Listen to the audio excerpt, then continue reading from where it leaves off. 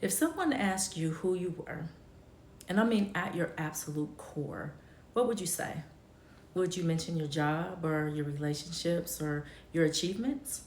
Here's the thing, a lot of us are living lives that are strangers even to ourselves. So today, let's go on a journey. Let's discover who you really are and how you became that person. Hi, I'm Tiffany, your organizing bestie, in my head anyway. I hope women just like you change their environment and mindset and level up authentically. I believe that your environment really should support the person that you're becoming. So I specialize in identity based organizing. But here's the thing, a lot of times we have to peel back the layers of conditioning and expectations and roles to even find out who we are in our authentic selves. And I'm not just talking about organizing or self help fluff, I'm talking about a practical framework for understanding what shaped you and the person that you're becoming. So today I want to share the three foundational layers of identity. I want to uncover the invisible scripts that are running in our lives, and I want to give you a powerful question. If you answer it honestly, it will change the way that you see yourself. So you want to make sure to stick around for that. Let's talk about the three layers of self. Layer one, this is the surface self. This is what you think you are. This is who you think you are. It's based on roles, labels. It's like your daily identity. I'm a teacher. I'm a parent. I'm an introvert. I'm an extrovert. I am a coffee lover. I'm a morning person. I'm a night owl. So this layer is real, but it's not the whole story. And we get into layer two. This is the adaptive self. This is the person that you became in response to your environment, the people pleaser. And maybe you learned that being agreeable meant that you're safe. This is the perfectionist. You discovered that the achievement brought you love, or maybe you're the rebel and you found identity in opposition. This layer is formed as like a survival mode. And then you have layer three. This is your core self. This is who you were before the world told you who to be.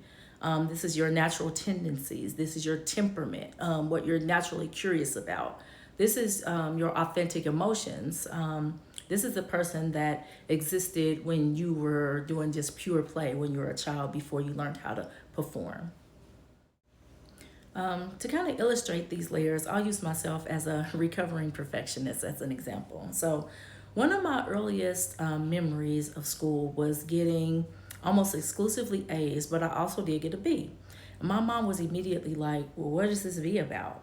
And then my teacher told her that I was talkative, and she even wrote, "Empty wagons make the most noise" on my report card. And so I internalized that socializing was bad, and that only perfection was acceptable. Here's what most people don't realize, we are living stories that were written before we could even talk. There are invisible scripts that are written. These are our unconscious beliefs and patterns that guide our decisions. So we have family scripts, and it may be for your family something like success means that you work yourself to the bone. Maybe it's something like don't get too big for your britches, or we don't talk about emotions in this family, something like that. Then you have your cultural scripts. These are messages about what make you valuable, what make you lovable, what make you acceptable based on your gender or your background or society. And then we have our trauma scripts.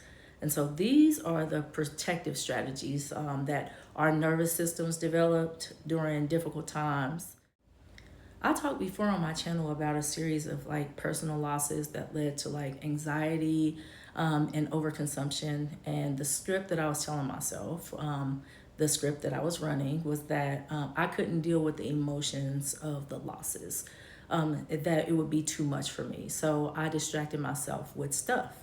The crazy thing is, these strips, they feel like the truth because they've been running for so long, but they are just programs, and programs can be rewritten.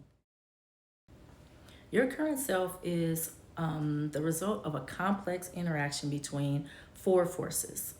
So you have, first of all, your original blueprint. This is what psychologists call your temperament. Like you were born with it, you were born with certain tendencies. Like some babies are naturally more sensitive, some are more bold, some are drawn to patterns, and some are drawn to people. This is not a flaw and it's not an achievement. It's not good or bad, it's just your raw material.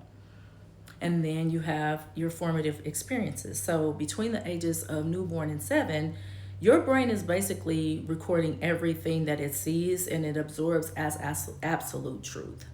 So the way that your caregivers responded to your emotions, the messages that you absorbed about like safety and love, the conclusions that you drew about how the world worked, between those ages, all of that was like your formative years. 3 was like your adaptive strategies. As you grew and developed these strategies to get your needs met and to avoid pain. So maybe like you became the family comedian to deflect some tension, or you were the high achiever to earn approval, or maybe you were the invisible child just to avoid conflict.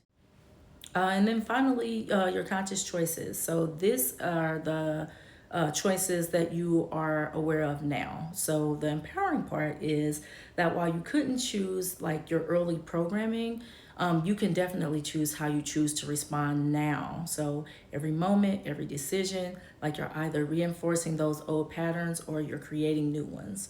So when I allowed myself to really understand these concepts and was able to transform, that's when I began my decluttering and organization journey. I gained so much clarity. I began to really invest in myself and the things that mattered to me because I finally understood what actually did matter to me, like outside of what society and my programming told me should be important. Okay, so now let's get practical.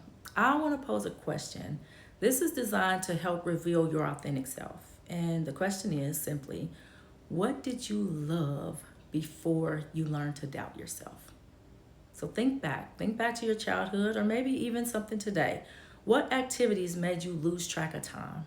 What are you naturally drawn to before the world or somebody told you that it wasn't practical or it wasn't possible? Be honest.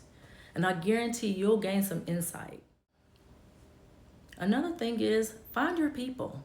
Seek relationships where you can be your full self and not just the version of you that gets approval. If that's tough for you right now, I'd love to be a part of your tribe. I'd be a part of your tribe. No judgment, just love, support, maybe a little bit of straight shooting. The journey to knowing yourself, it isn't always comfortable. Like you might discover that you've been living somebody else's dream, or that parts of yourself or parts of your identity were built on shaky ground. But here's what I know. The temporary discomfort of facing the truth is nothing compared to the exhaustion, the absolute exhaustion of living a lifetime of being somebody that is not you. So you're not broken, you're not behind, you're not too much. You are just a complex, evolving human. You've survived everything that life has thrown at you so far.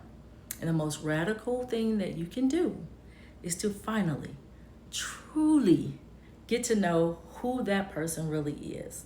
Your authentic self is not somebody that you create. It's somebody that you uncover. And that person, you, has been waiting on you your whole life. If this resonated with you, I want to hear about it. I want you to share your discoveries with me in the comments. Share something that you learned about yourself from the question. And if you're ready to go deeper, I've created a free guide. It's called The Authentic Self. It's a discovery workbook. It's linked in the description below. Don't forget to subscribe if you want more content about living authentically in a world that's constantly trying to shape you into something that you're not. And until the next time, go be great. Thanks for watching, and I will see you in the next lesson. Bye.